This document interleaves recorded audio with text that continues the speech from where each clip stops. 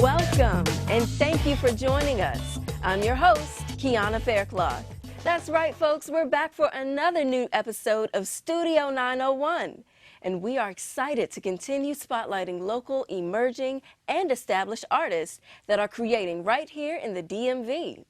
With us, you'll discover some of the area's greatest treasures, some of our best-kept secrets, and hear some never-before-told stories about living the creative life.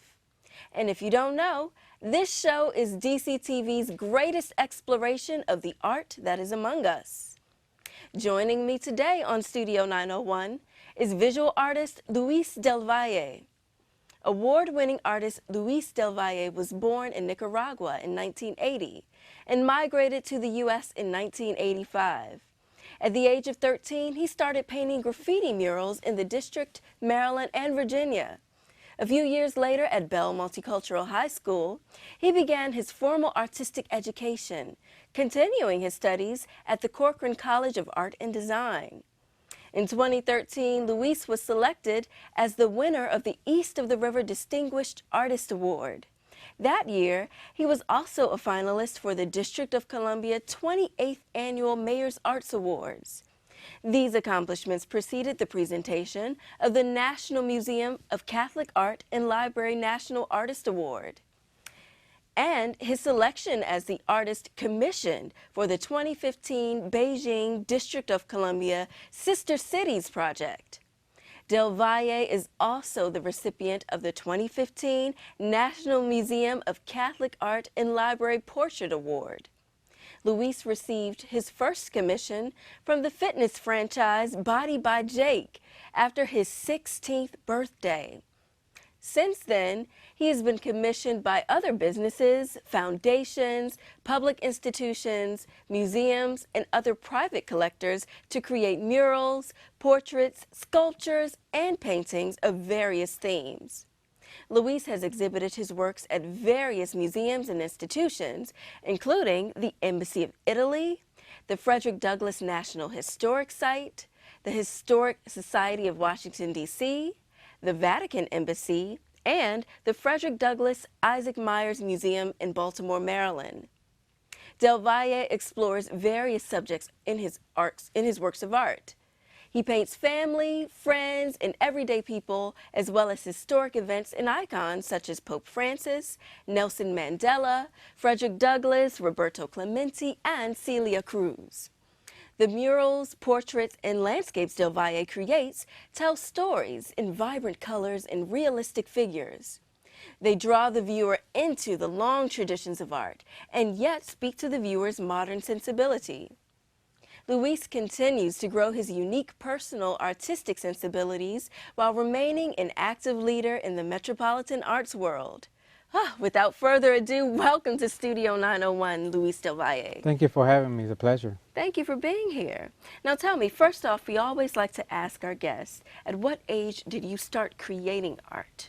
I think I've been creating art ever since I can remember. But it's funny that I thought I wanted to be a soccer player. So art was just something that I liked doing, but I never thought I wanted to be an artist for the rest of my life. So it's funny thing that I used to always play soccer, and then I noticed that I was always mediocre. I kept never getting better, and my friends just kept getting better and better. So then I was like, I'm going to buy me some really good cleats. I was about 13, and so I bought the best cleats I could buy, and then I let my best friends borrow them. And then he took a trip to El Salvador, so I only wore those cleats once. Yeah. Then I didn't see my friends for about 2 years. Oh. And then at 13, I picked up some spray paints and just started tagging the city. And that's how I got started. But I was never thinking, oh, I'm going to do art for a living at that time. So did you have artists that inspired you to do what you were doing at that time, to create graffiti, or just folks that you looked up to artistically? Yeah, I had a lot of friends. Unfortunately, they weren't gangs, so I learned a lot of gang-style graffiti. Okay. But a lot of them were very talented, not only in doing street art, but also doing portraits. So those were my first influences. So at the beginning, I was only doing strictly graffiti art. Oh, wow. Okay, well, how did that lead to the portrait art that you create now? It was actually during Bart Simpson, all of the cartoon characters, marbles. Yeah, so cartoons, they're kind of portraits already. So one day I was like, I think I want to draw some G.I. Joes. So drawing from Bart Simpson, kind of graduated to G.I. Joes, and then from that, I started doing portraits of my friends and mostly my little sisters. So they were my first models. Oh, so did you gradually, as they got older, you would paint them as they got older to show the progress and change in their growth? How did You that know work? what? I wasn't thinking all of that, but that was happening. I was just pretty much just, I couldn't find any models, so I was like, my little sisters are there. We have photographs of them at different stages in their life. But at that time, I wasn't thinking I'm going to record their life, but that's actually what ended up happening. Wow, that's Yeah. pretty cool, right? Yeah, it is. How would you describe the art that you create now as the adult Luis Del Valle? It's a little mixture of everything. A lot of, doing graffiti is like a part of the hip hop culture. And doing fine arts, at that time, graffiti was always looked as vandalism. Nobody really respected it. Yeah. But nowadays, graffiti is in some of the high-end museums you see Isn't around the that world. funny? It's Yeah. like sort of highlighted now in murals around the city. It's Yeah. It's And then cool. the government even started commissioning graffiti artists to do the walls instead of painting them white, and then some graffiti artists would come back and paint it again. They got smart and decided to start paying us to create some group murals that the people can enjoy. Awesome. I think that's really cool how, it sort of tells a story of the city wherever you are. The graffiti artists sort of create a nice cultural taste or flavor in the city Yeah. where you are. And it allows people like our visitors get to learn about the people through the art, because I think more than decoration, art is supposed to be a teaching tool. So I think that's one of the things that I like to emphasize in my art, that I don't want it to be just decoration, because if it's just decoration, it really doesn't last long. Right. I want it to be more than luxury items. I want it to be something that can impact people in a way that can influence people in a positive way. Awesome. So why do you make art? I know that's a big question, but what inspires you to keep creating? I think that this is the only thing that I can do very well. Sometimes people want to do a little bit of everything and Yeah. end up not being good at anything. Jack of all You trades. Jack of all trades. So very early on, I realized that this is what I want to do for the rest of my life. I didn't think that I'm going to be in museums, I'm going to do all this. But as the time went on, I started learning about the business end of art. So that's what led me to take it more serious. And I was able to hire other friends and got more people involved. Awesome. Well, when we return, we'll talk more with Luis Del Valle about his life in D.C. as an artist. Stay close. We'll be right back. This is Studio 901.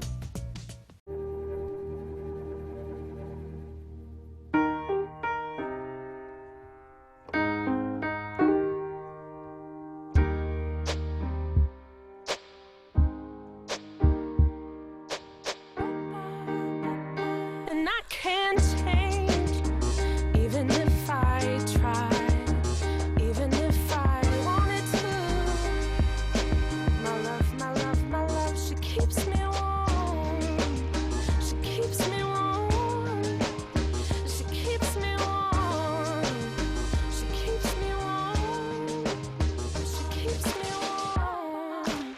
She keeps me warm. We are neighbors and best friends. I love my sister. My heart doesn't see race. Love is love. Our family is no less than any other family. Love is kind. Love is patient. I'm Drew Brees, and being a dad means the world to me.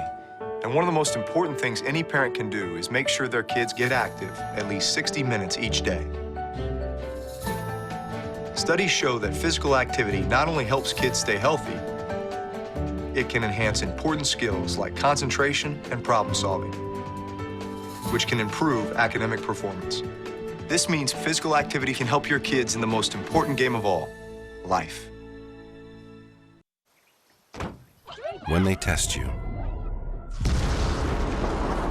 stand firm and move only when you hear the seatbelt click that says they're buckled in for the drive. Never give up till they buckle up. Welcome back to Studio 901. I'm chatting with visual artist Luis Del Valle. Now, Luis, how much of your day do you take to devote to your profession of being a visual artist? Every second, every hour that I can. Usually end up painting about 15, 16 hours a day. Wow. With 2 kids at home. So I think it's something that I have to do, because one of the things I think about is how many paintings can I leave behind before I pass, before I pass away. I don't think about life in a negative way. I think about it in a very positive way, because I believe in life after death. Yes. And the only thing that people are going to remember are my paintings. So I'm always thinking about how many paintings will be left behind. Leaving a legacy then. Yeah.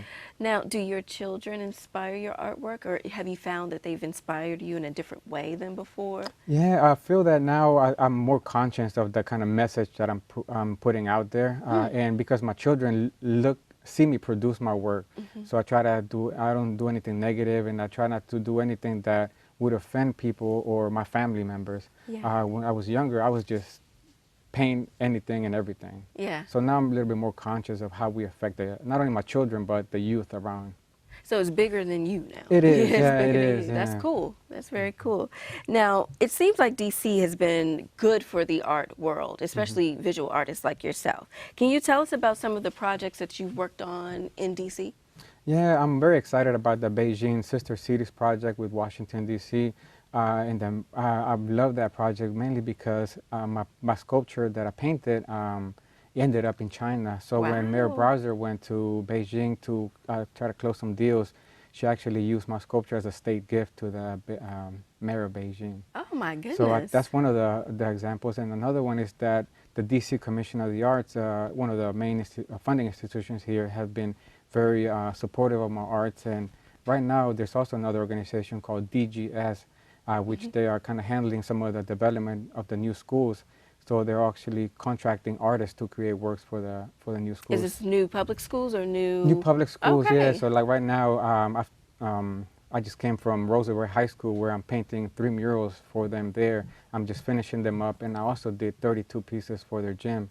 So they've kept me busy the Wow. last 4 months, and I've been getting almost no sleep. So you're it's- literally able to work on your art all day, every day. How Yes. much of a blessing is that? It is a great blessing because a lot of people ask me, what do you do besides art? And I tell them art. That was my next question. Yeah, so it's like, and I didn't realize how fortunate I was, because I've seen a lot of artists, and unfortunately they have to have a side job, or their side job is their main job, Right. because that's how they make a living. But I didn't realize how fortunate I was until I started listening to my friend's story, and they tell me how tough it is for them to be able to find time to create.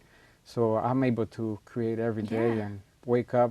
That's why I have to have my studio in my home. Yeah. We purchased a 3-floor home, and I turned my finished basement to a studio, because Awesome. if I had a studio outside my home, I wouldn't have a family, Right. because I'll be painting all the time, man. That's right. And the thing is, a lot of artists end up literally starving. That's where the starving artist term comes from. So you're so blessed to be able to do what you do. And I try not to take credit, because sometimes we have a plan for our life, and then things happen another way. So a lot of times I just thank God for the gift He's given me, because a lot of things that I do, other people can't do, but they just haven't been presented with the opportunities that I've had.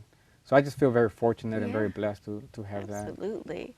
Now, is there a piece of art that you've made that you are most proud of? Right now I'm working on, it's an installation called Troublemakers. And what I'm doing is I'm mixing a little bit of my past, my present, and the future. And in this installation, I'm actually turning galleries into kind of like a back alley. So I'm putting cinder blocks, painting them like graffiti, and then I'm putting some bars. And behind those bars, I'm doing some graffiti pieces on the walls. And then on top of that, I have some framed portraits of like Nelson Mandela, Cesar Chavez, and Martin Luther King. So because now I want to go beyond just the painting, and I want people to kind of have an experience when they walk into a gallery. So at the last show, one of the things that I was listening, a lot of times people know my work but don't necessarily know me. So sometimes I can go to a show and people may know my work and talk about my work, and I can just stay behind and listen to what they say. And what I heard the most is that this installation moved them. It gave them a sense of empowerment. Yeah. And sometimes some people were like troublemakers, and they have to think about, why is Martin Luther King a troublemaker? But these people, like Nelson Mandela, Cesar Chavez, and Martin Luther King, they were troublemakers to some people, but they were freedom fighters to others.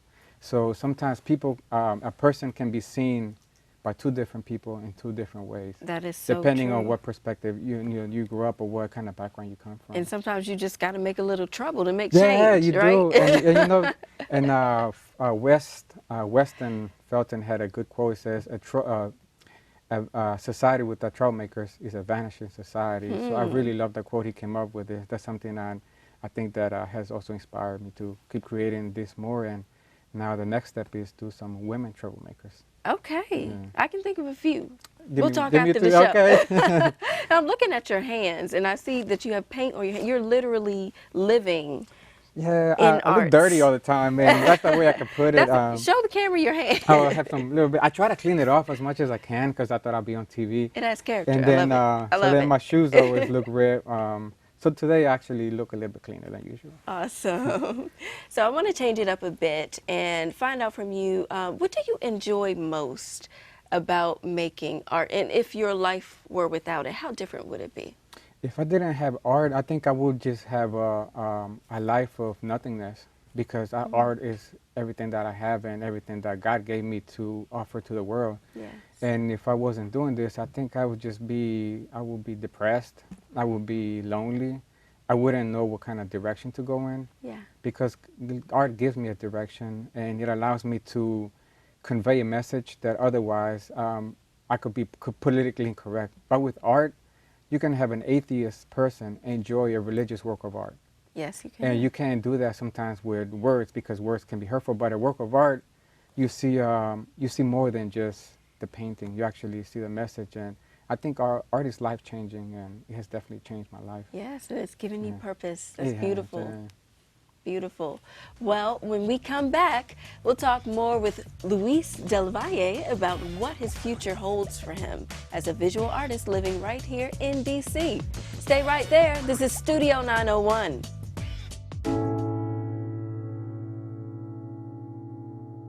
When I was 6, I had one thing on my mind.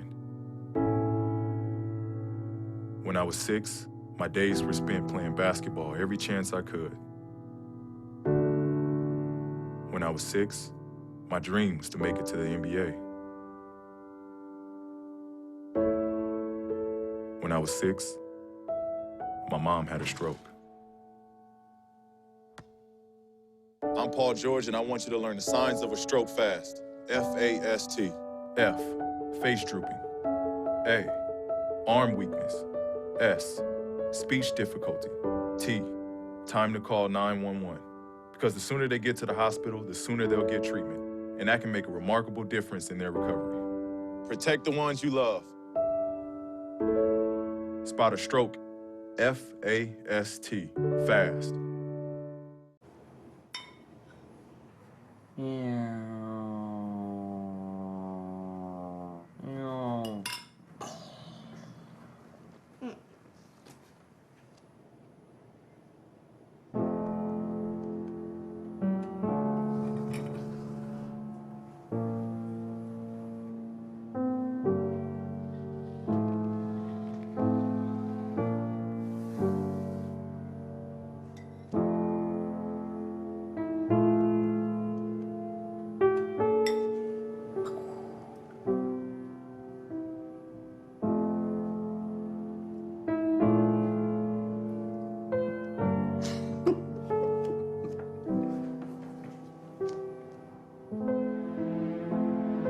In your new role, we help you help.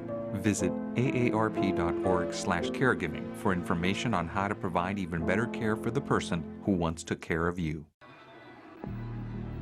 The inherent right to work is one of the elemental privileges of a free people. Endowed, as our nation is, with abundant physical resources, and inspired as it should be with the high purpose to make those resources and opportunities available for the enjoyment of all.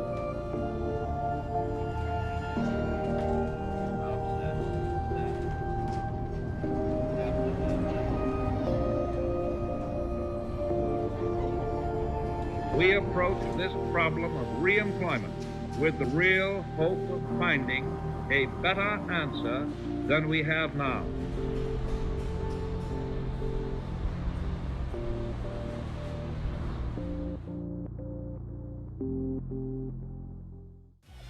Welcome back to Studio 901. I'm chatting with visual artist Luis Del Valle.